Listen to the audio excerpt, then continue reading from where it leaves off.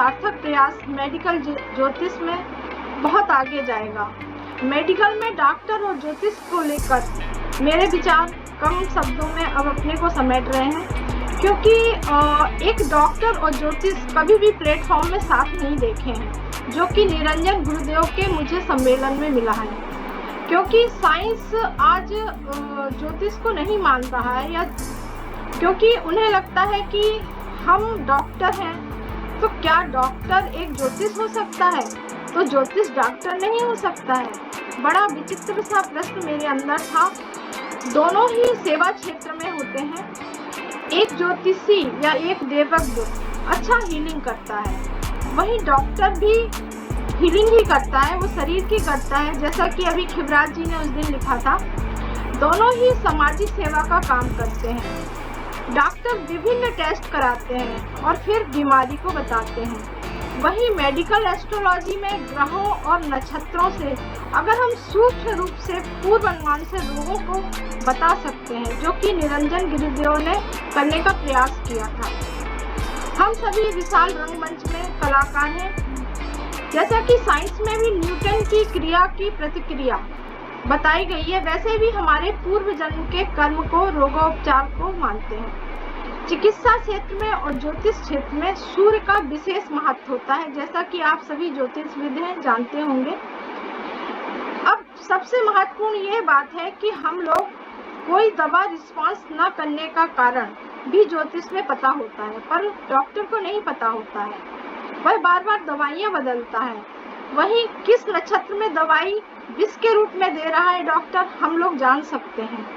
वही किस नक्षत्र में हम आयुर्वेदिक दवाई लें, होम्योपैथिक लें, एलोपैथिक लें, कभी कभी डॉक्टर बदलने से भी रिकवरी होती है। जैसे कि पुराना देखें तो ब्रह्मा ने आयुर्वेदिक को, अत्रेय ऋषि ने कायक चिकित्सा को, धन्वंतरी जी ने शल्य चिकित्सा के रूप में, कश्यप जी ने भी इसमें योगदान दिया है और सदियों से उपचार करते रहे हैं। यहाँ शंकर जी भी मौजूद है, जिन्हें की बहुत अच्छा आयुर्वेदिक ज्ञान है। चिकित्सा के क्षेत्र में, कैरियर में पंचम भाव बहुत महत्वपूर्ण है। अगर आप ज्योतिष और डॉक्टर की कुंडली में एक सिमिलरिटी देखिएगा, रिकवरी हाउस बहुत स्ट्रांग होता है और सूर्य स्ट्रांग होता है। पता नहीं, ये मेरा योग है कि मैं ज्यादातर डॉक्टरों की कुंडली देखती हूँ और उसके बाद पुलिस वालों की देखती हूँ। तो ये कहीं कोई ग्रह मंगल है या समझे सूर्य है जो मुझे ऐसा बार बार करवाता है। दवाओं को लेने का एक निश्चित समय होता है, तभी रिकवरी तेज होती है।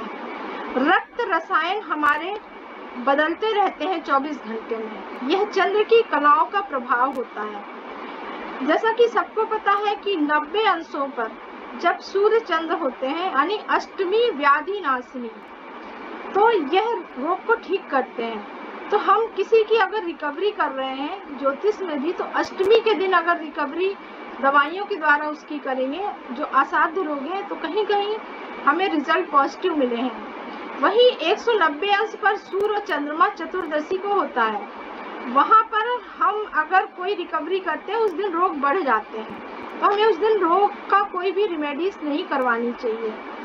वैसे जब हमें कभी वो कराना पड़ता है ऑपरेशन वगैरह, तो सबको पता है शुक्ल पक्ष बहुत महत्वपूर्ण होता है, पर इमरजेंसी में ये सब नहीं लगता है।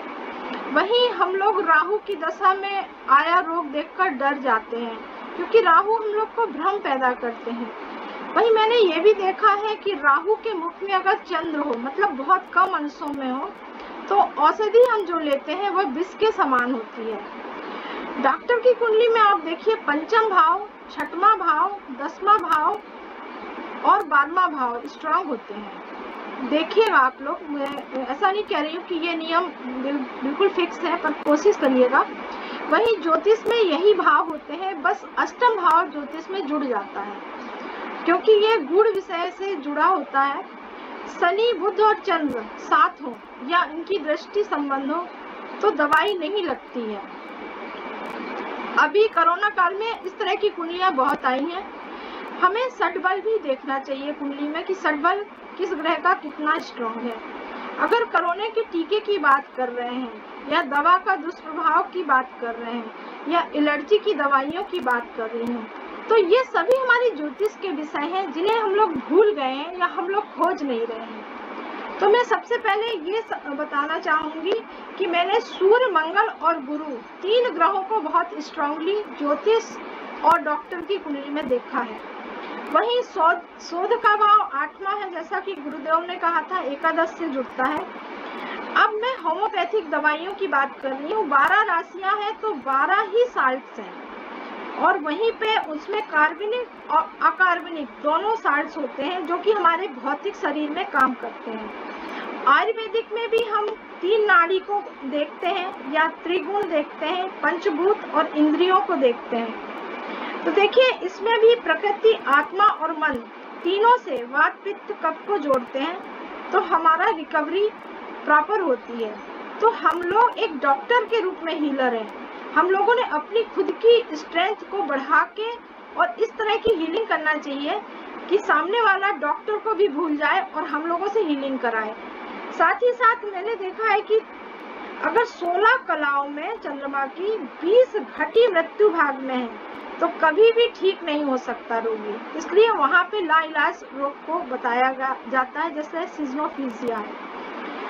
बाकी आप सबको पता है, अगर हम रिमेडीज करते हैं तो जल तत्व की करते हैं तो शुक्र और चंद्र है, वायु की है तो शनि और राहु है, आकाश की करते हैं तो गुरु है, पृथ्वी की करते हैं तो बुध है, और अग्नि की है तो मंगल और सूर्य। अब मैं यहाँ एक छोटी सी टिप बता रही हूँ, अग्नि तत्व को प्रमोट कराइए रोगी को। क्यों? क्योंकि उगता हुआ सूर्य, मंगल और सूर्य, ये बहुत बड़ा एंटीबायोटिक के रूप में ब्रह्मांड में मौजूद है, और यह रोगी नहीं कर पाता है क्योंकि वह अंदर होता है।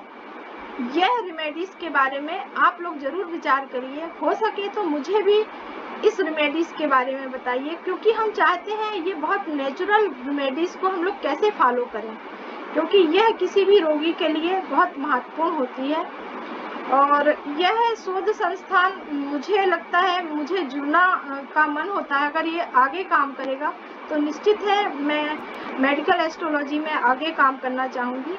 और शायद 10 मिनट हो गए होंगे, 15 मिनट का टाइम था, तो मैं नमस्ते करती हूँ। धन्यवाद।